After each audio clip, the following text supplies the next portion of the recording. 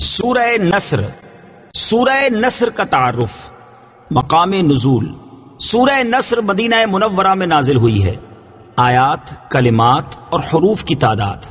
اس صورت میں ایک رکوع، 3 آیتیں، 17 کلمے اور 77 حروف ہیں. نصر نام رکھنے کی وجہ، عربی میں مدد کو نصر کہتے ہیں اور اس صورت کی پہلی آیت میں یہ لفظ موجود ہے. اس مناسبت سے اسے سورہ نصر کے نام سے موسوم کیا گیا ہے. سورہ نصر کے مضامین.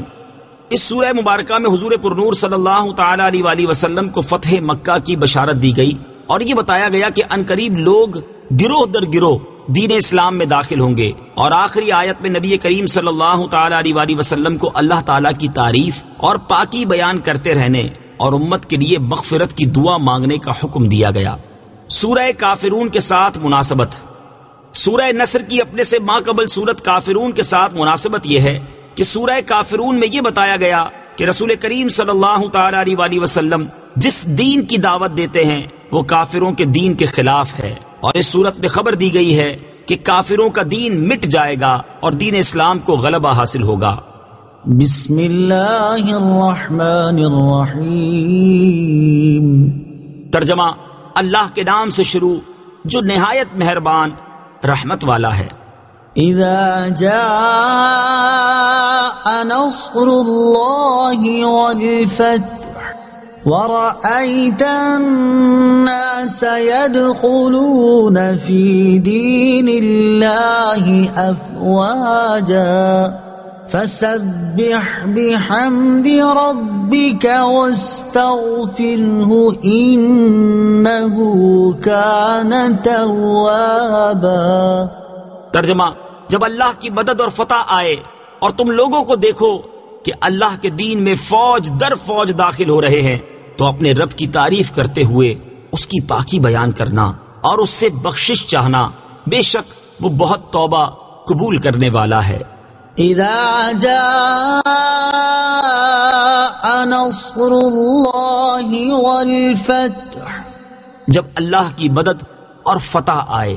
تفسیر صراط الجنان میں ہے اس صورت کا خلاصہ یہ ہے کہ اے حبیب صلی اللہ تعالی علیہ وآلہ وسلم، جب آپ کے دشمنوں کے خلاف آپ کے پاس اللہ تعالیٰ کی مدد اور فتح آئے اور تم لوگوں کو دیکھو کہ پہلے وہ ایک ایک دو دو کر کے اسلام میں داخل ہو رہے تھے اور اب وہ اللہ تعالیٰ کے دین میں فوج در فوج داخل ہو رہے ہیں، تو اس وقت اپنے رب عز و جل کی تعریف کرتے ہوئے اس کی پاکی بیان کرنا اور اس سے اپنی امت کے لیے بخشش چاہنا، بے شک وہ بہت توبہ قبول کرنے والا ہے. یاد رہے کہ اس آیت میں فتح سے اسلام کی عام فتوحات مراد ہیں یا خاص فتح مکہ مراد ہے. سورہ نصر کی آیت نمبر 2 سے حاصل ہونے والی معلومات. اس آیت سے 6 باتیں معلوم ہوئی.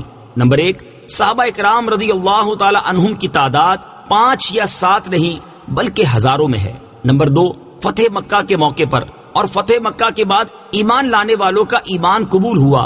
اس میں حضرت ابو سفیان، حضرت امیر معاویہ اور حضرت وحشی رضی اللہ تعالی عنہم سب ہی شامل ہیں. نمبر 3، یہ لوگ بعد میں بھی دین پر قائم رہے کیونکہ ان کا دین میں داخل ہونا اس آیت سے ثابت ہے، لیکن دین سے نکل جانا کسی دلیل سے ثابت نہیں. نیز اگر یہ لوگ مرتد ہونے والے ہوتے تو اللہ تعالیٰ ان کے ایمان کو اس شاندار طریقے سے بیان نہ فرماتا. نمبر 4، اس آیت میں غیبی خبر دی گئی ہے. یہ غیبی خبر فتح مکہ کے موقع پر پوری ہوئی اور لوگ مختلف جگہوں سے تاجدار رسالت صلی اللہ تعالی علیہ وآلہ وسلم کی غلامی کے شوق میں گروہ در گروہ چلے آتے اور شرف اسلام سے مشرف ہوتے جاتے تھے. نمبر 5، حضور پرنور صلی اللہ تعالی علیہ وآلہ وسلم کو اپنی زندگی کی خبر تھی کہ فتح مکہ اور ان واقعات کو بغیر دیکھے ختم نہ ہوگی. نمبر 6، رسول کریم صلی اللہ تعالی علیہ وآلہ وسلم کے زمانے میں بڑی سعادت مندی یہ تھی کہ حضور اقدس صلی اللہ تعالی علیہ وآلہ وسلم کی خدمت میں حاضر ہو کر ایمان لایا جائے.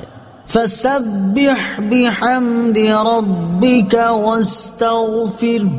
تو اپنے رب کی تعریف کرتے ہوئے اس کی پاکی بیان کرنا اور اس سے بخشش چاہنا.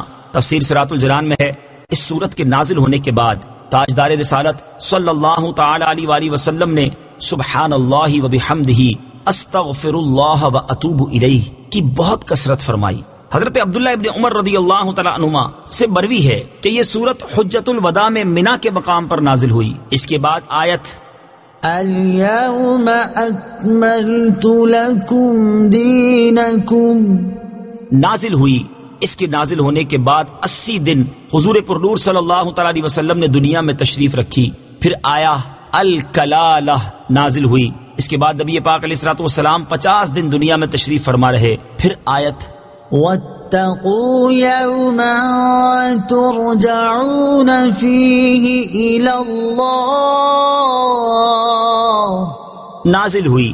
اس کے بعد سرکار دو عالم صلی اللہ تعالی علیہ وسلم 21 دن یا 7 دن دنیا میں تشریف فرما رہے. اس سورت کے نازل ہونے کے بعد صحابہ کرام رضی اللہ تعالی عنہم نے سمجھ لیا تھا کہ دین کامل اور تمام ہو گیا، تو اب رسول کریم صلی اللہ تعالی علیہ وسلم دنیا میں زیادہ عرصہ تشریف نہ رکھیں گے. چنانچہ حضرت عمر رضی اللہ تعالیٰ عنہ یہ سورت سن کر اسی خیال سے روئے. مروی ہے کہ اس سورت کے نازل ہونے کے بعد سرکار دو عالم صلی اللہ تعالی علیہ وسلم نے خطبے میں فرمایا، ایک بندے کو اللہ تعالیٰ نے اختیار دیا ہے، چاہے دنیا میں رہے چاہے اس کی ملاقات قبول فرمائے، اس بندے نے اللہ تعالیٰ کی ملاقات اختیار کر لی ہے. یہ سن کر حضرت ابوبکر صدیق رضی اللہ تعالیٰ عنہ نے عرض کی، یا رسول اللہ صلی اللہ تعالی علیہ وسلم، آپ پر ہماری جانیں، ہمارے مال، ہمارے آبا اور ہماری اولادیں سب قربان ہیں. صدق اللہ العظیم.